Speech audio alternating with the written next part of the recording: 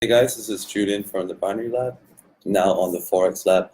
So I just want to make another live video so that you know this is indeed me in the usual position in my house where I make all my videos. So I just found out that Facebook now allows me to make videos with my desktop cam. So I'm not using my phone this time around, I'm using a desktop cam.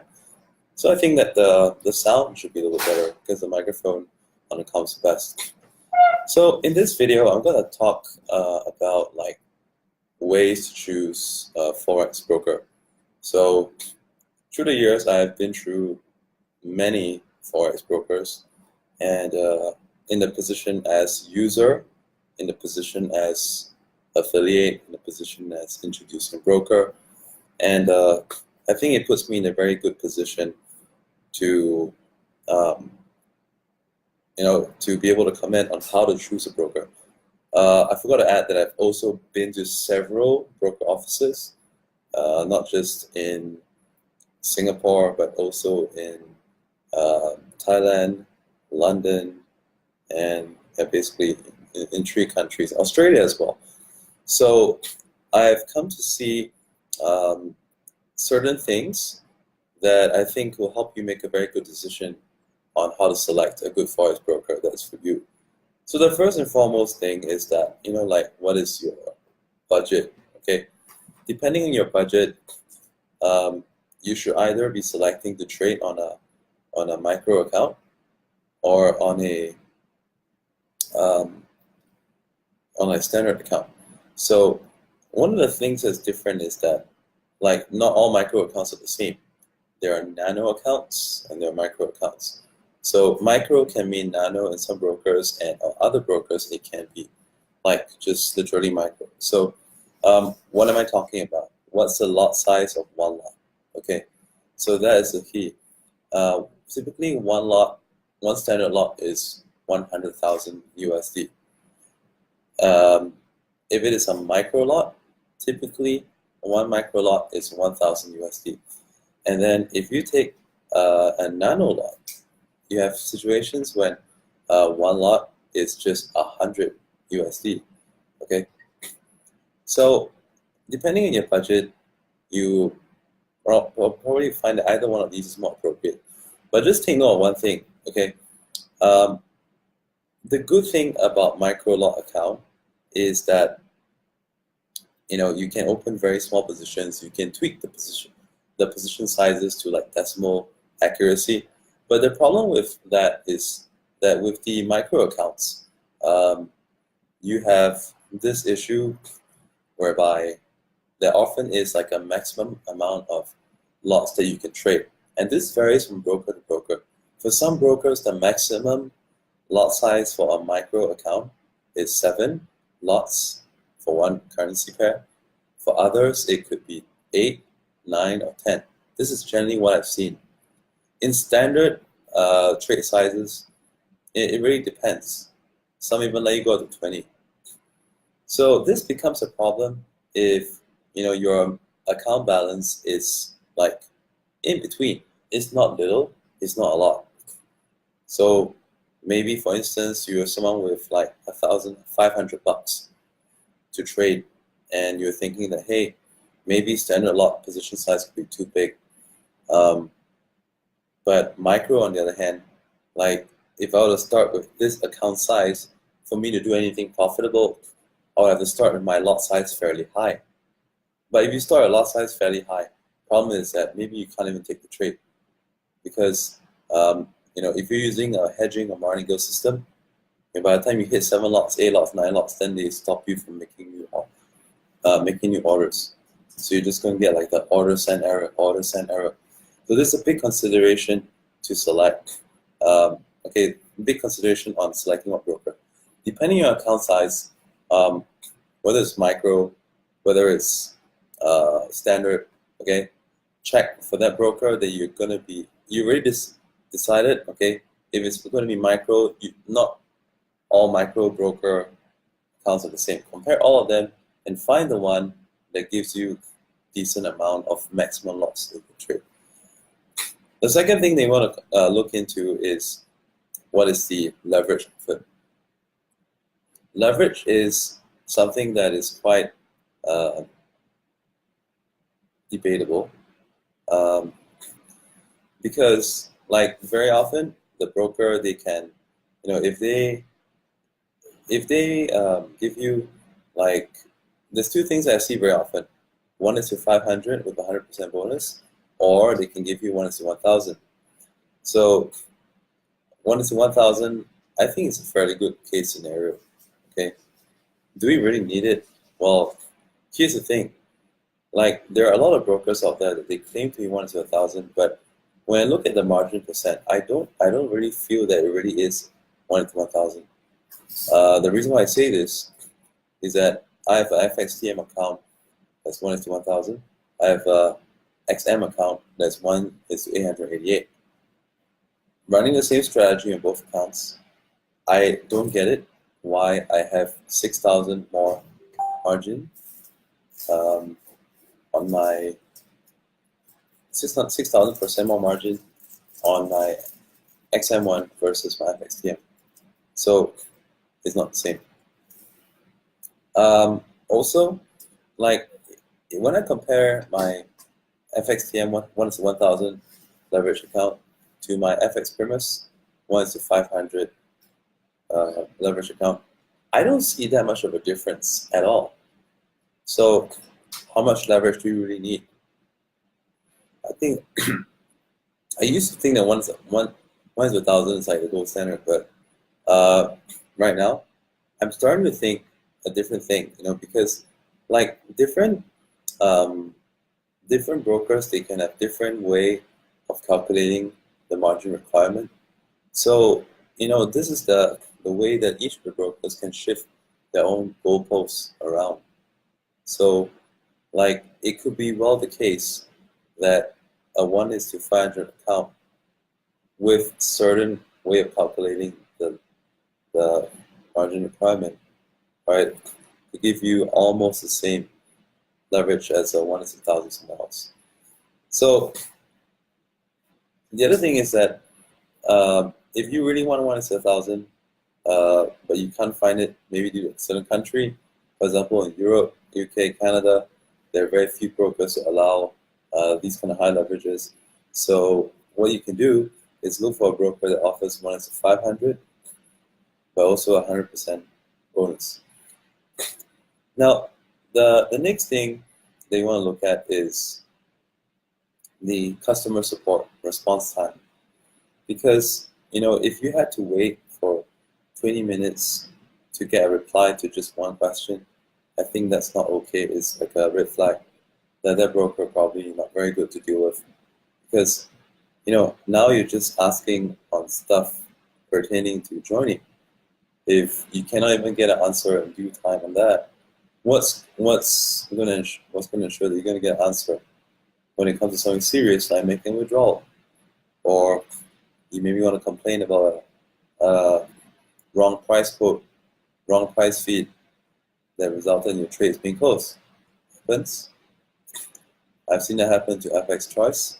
I've seen that happen to traders. No, I've seen it happen to FX twice and Telenext in the past. So is it intentional? I don't know.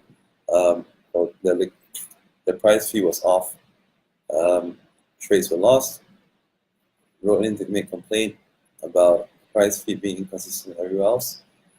There was like a maybe 3 minutes lag in the price feed, resulting in a miscalculation. So that could be gotten back. Okay, but also that's also because the customer support is very responsive. So responsive customer support is a must. Notice that I haven't really talked about regulation yet.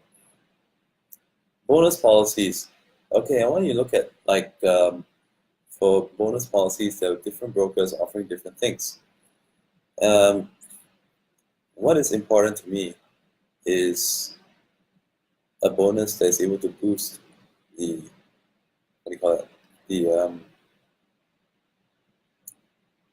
trading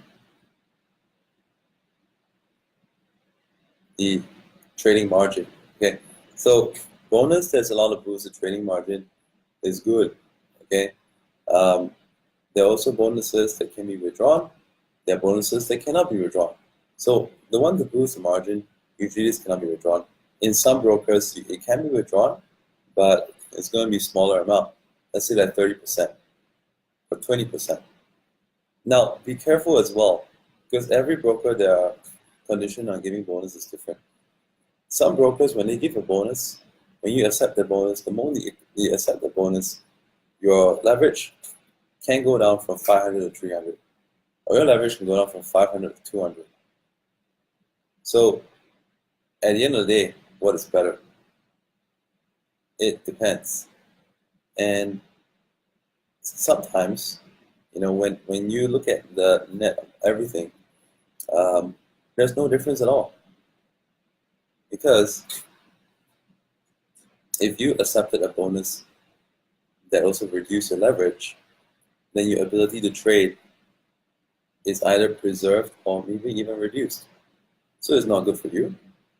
And sometimes, if you accept a trading bonus, there are also observations with XM. Okay, that's the reason why I don't get people to run my PAMM or whatever on XM, because I've noticed with XM, if you accept bonus, stop hunting is crazy.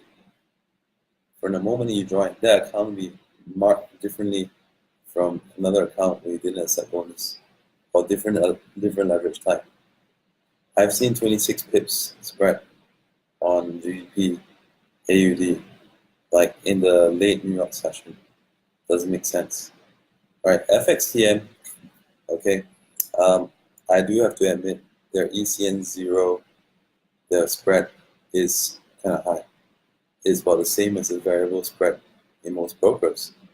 But the one thing over there that is different is that if you have trades running through New York, late New York into Asian, you will not get stopped out because of spread widening, because they make it a point to keep the spreads very tight, even in the New York Asian crossover. The FXPrimus is, in my opinion, fairly good with the spread all across the board. But that's also because my account has not taken any bonus. So I hope these ideas give you some. I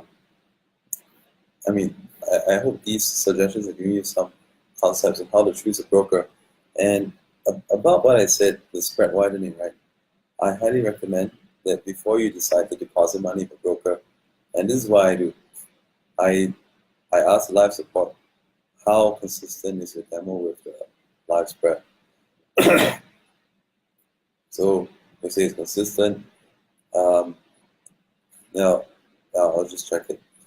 Better yet, I'll say that do you publish your spreads?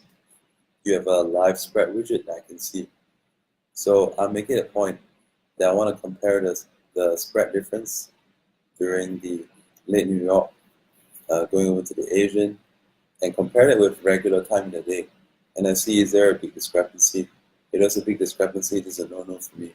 All right, it has to be minimal difference. What is acceptable? Not more than 7 pips. Not more than 7 pips, even for exotics. Difference from normal. Okay, so you can have a super exotic pair. If normal is already like 4 pips, should not go more than 11. Not at all. Okay. Now, notice I haven't talked about regulation yet. So, like I said, I've been to different broker offices in different countries, and like there used to be a broker that was very prominent, GFT, right? When GFT was opening in Singapore, I was so excited. This was a few years ago. When IG Markets opened in Singapore, I was so excited. Again, this was a few years ago. So a lot of people have this mindset that, hey, if they got an office in our country, let's go sign up at the door. Oh, it feels good to do so.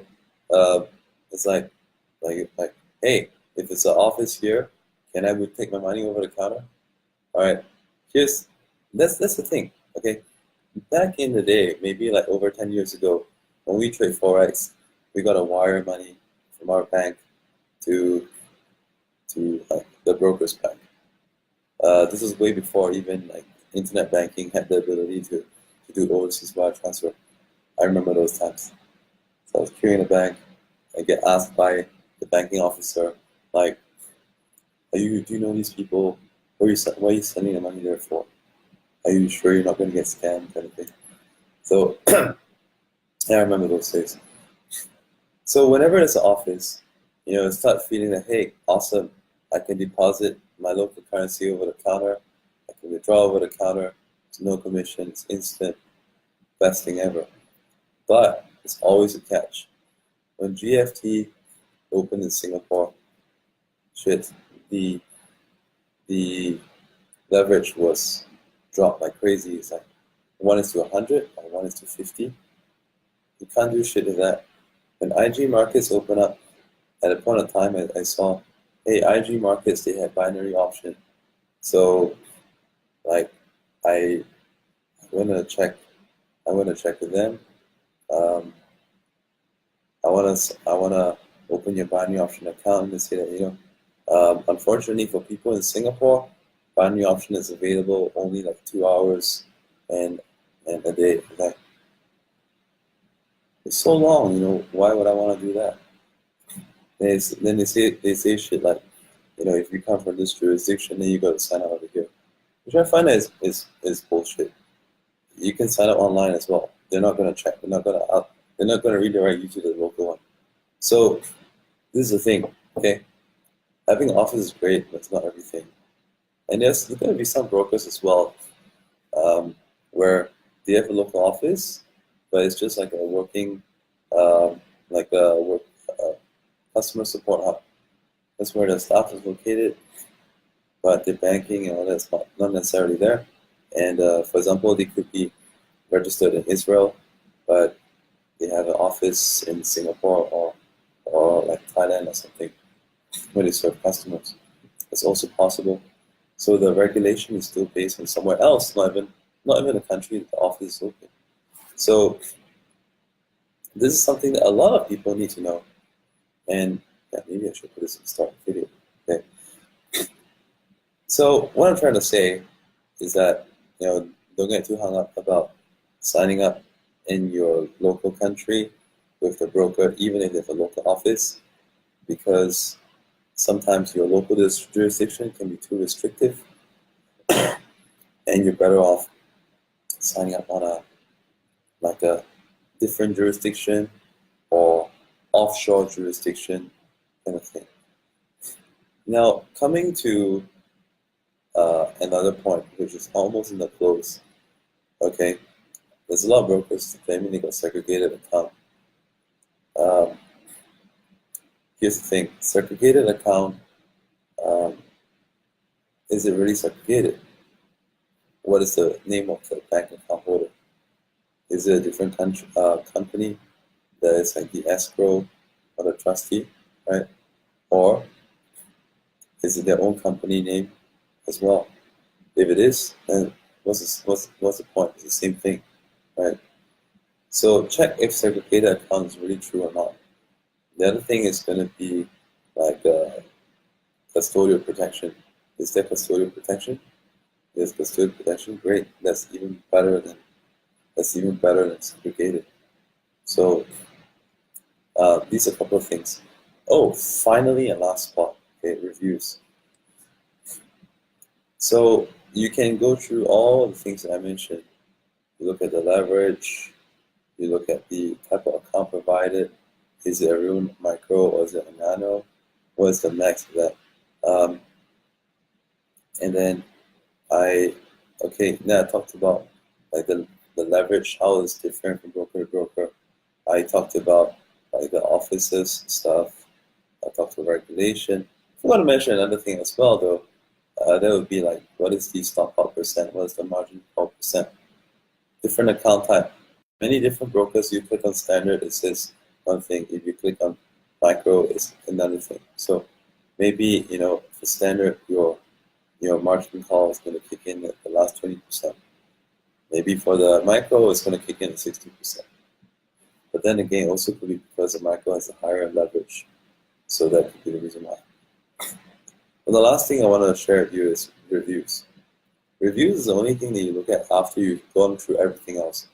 Because if a broker cannot even pass based on the other factors, what's the point of looking at reviews? So you should select the broker, shortlist a few brokers first, and then compare reviews by each one.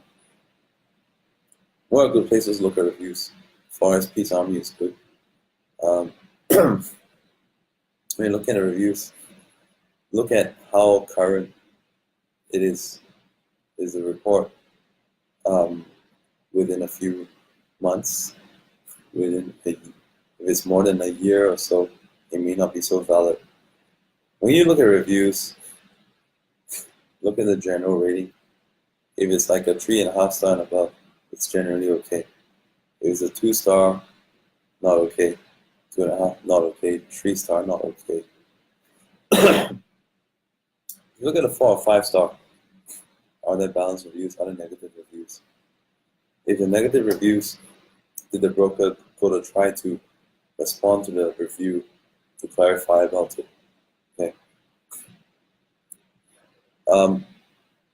After you look at the reviews, decide on the broker, maybe you want to start with some small, medium amount of money first before going large.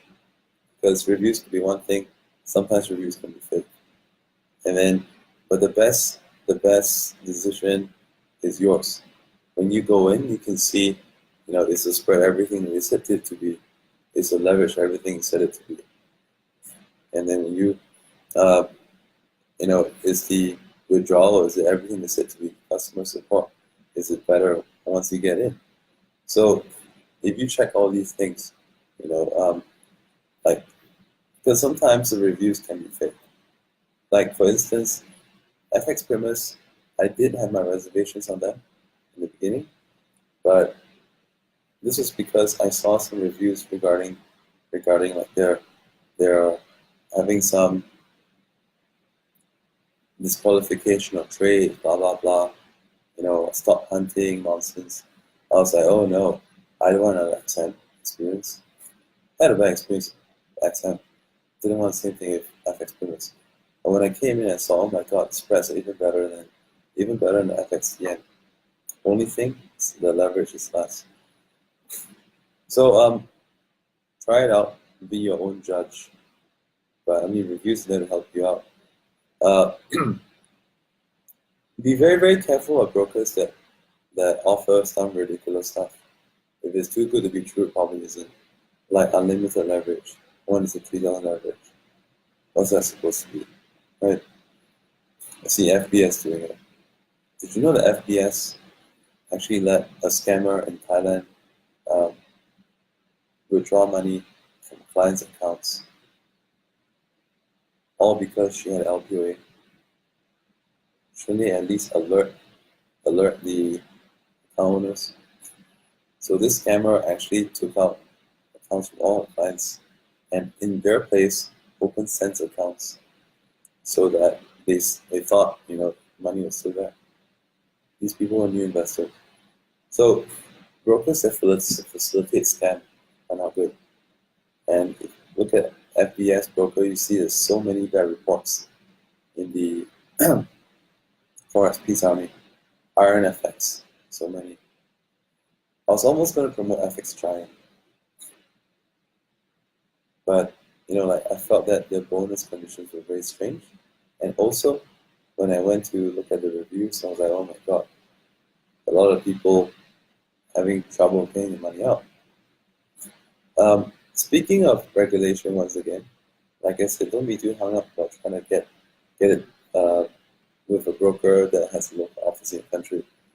No doubt you can probably deposit and withdraw over the counter, but nowadays, did you know that so many brokers, even the offshore one, right, they actually allow you to deposit money direct from your bank account. So it's really, really cool. Okay, so that's all for this video. Hope you like it. Bye for now.